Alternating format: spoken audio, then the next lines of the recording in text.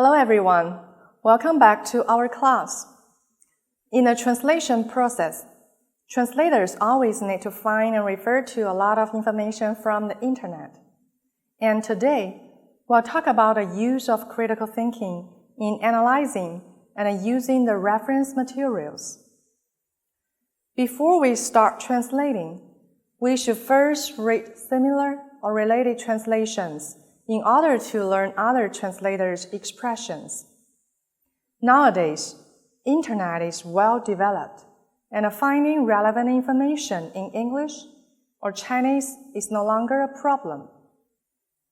However, the amount of information on the Internet is vast and the quality varies. Some translators are convinced about the information on authoritative websites. However, the online translation is also created by people, and people may make mistakes. Therefore, without critical thinking, we make errors in the translation. Here, let's use the translation of 国有控股企业 as an example to illustrate how to use the information on the internet and other people's translation in a critical manner. 9 steps will be discussed. Let's first take a look at the following paragraph. And we come up with step 1, initial translation. Please pay attention to the highlighted term, 国有控股企业. The translation of 控股公司, which is generally synonymous with business and a company, in a Chinese English dictionary is holding company. In addition, many other English language materials found online, including government English language websites and foreign English language websites, mostly use state holding companies when talking about China's 国有控股企业. As a result, most people translate 国有控股企业 as state holding companies or state holding companies. Now let's come to step 2. Check the meaning of holding companies in an English dictionary. Is this translation in accordance with the equivalent Chinese meaning?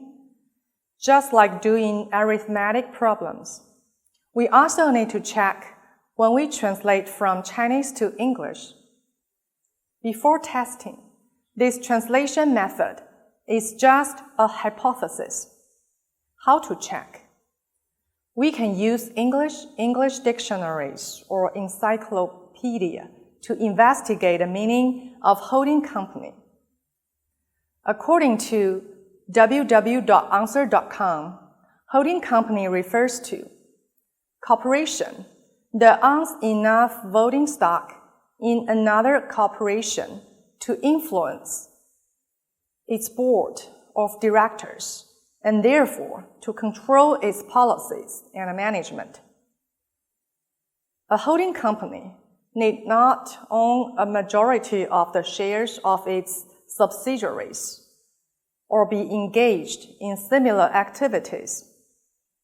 The basic meaning of this passage is a holding company refers to a company that controls other companies, that is, a parent company, and its business is not necessarily the same as that of a subsidiary.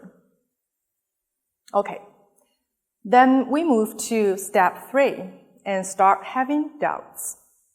Intuitively, holding company doesn't mean 国有控股企业, as we usually understand, which means that a country holds a controlling position in a company. So, in step 4, we go back and start analyzing the original texts. Now, we need to look at what the Chinese term state-owned holding company actually means. Through inquiries, we found an article entitled The Difference Between State-Owned Holding Companies and General Companies. On a legal forum. From the original text, it can be concluded that 国有控股企业 has two meanings, state-owned and state-controlled. Then we develop more doubts in step 5 and ask the following questions. Do these two meanings conform to the meaning of the article? Are the top 500 Chinese companies mentioned in the article really just holding companies? Are these companies or investment entities and do not engage in production and operation themselves? Is Haier a holding company? What about Lenovo and Dongfeng? This is not in line with common sense. Therefore, in step 6, we develop further reading of relative texts. At this moment, it is necessary to further clarify the meaning of the original text. When I continued to check the information on the internet, I saw a report by the Singapore media entitled China's Top 500 Manufacturing Companies, less than half of the state-controlled enterprises. The content is as follows.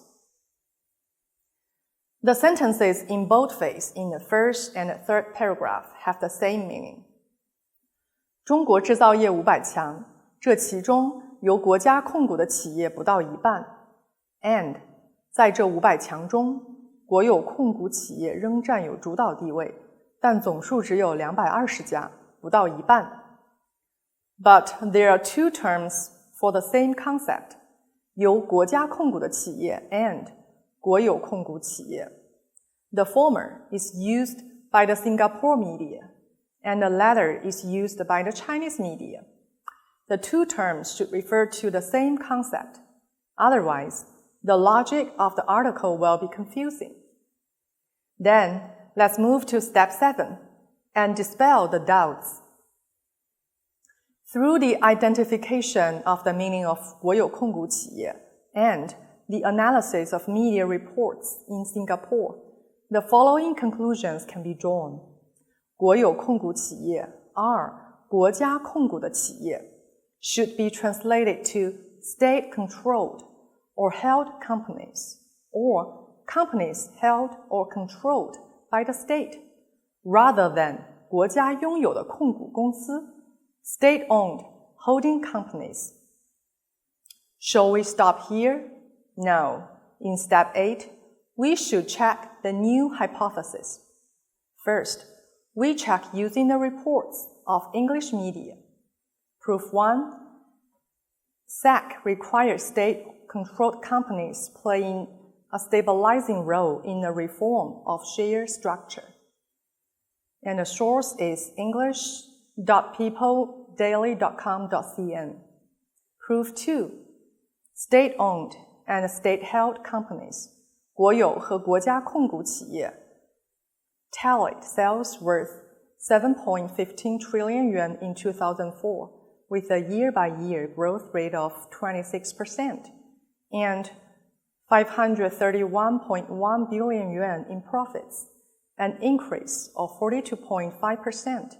The source is english.peopledaily.com.cn. Okay, in step 9, based on our analysis of multiple sources, we come up with the following conclusion. 国有控股企业 means 国家控股的企业.